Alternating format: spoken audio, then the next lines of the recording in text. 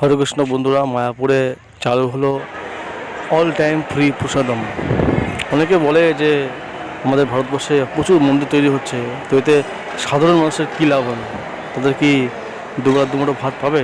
আরে ভাই, শুধু ভাত কেন, ভাতের সঙ্গে সবজি ডাল তরকারি সব পাবে। এই যে অযোধ্যায় মন্দির তৈরি হলো, এই নিয়ে অনেক অনেক কথা বলছে যে সবজি পাবে, ভাত পাবে।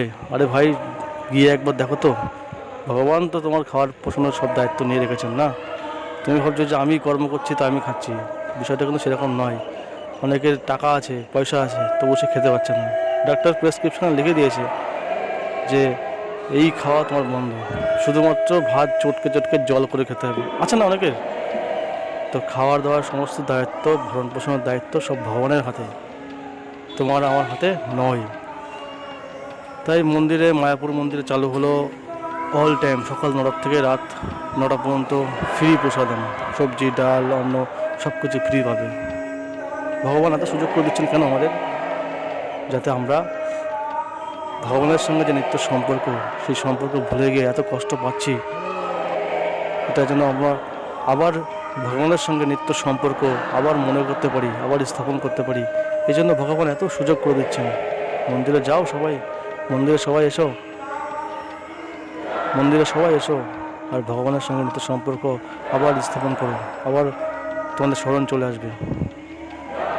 তাই মায়াপুরের অন্নদান কমপ্লেক্স এখানে অল টাইম ফ্রি প্রসাদ দিচ্ছে, চলে আসো এখানে।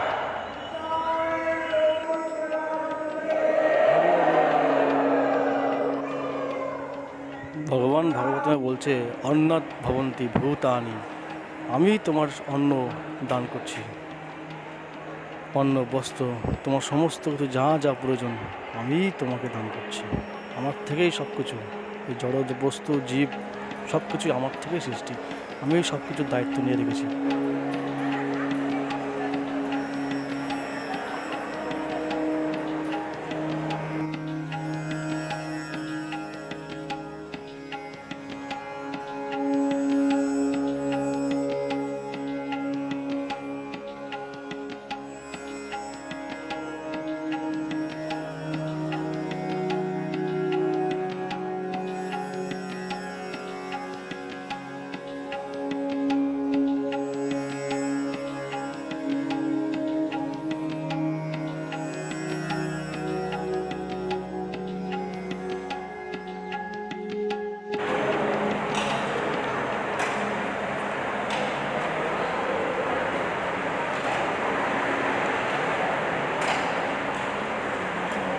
তবে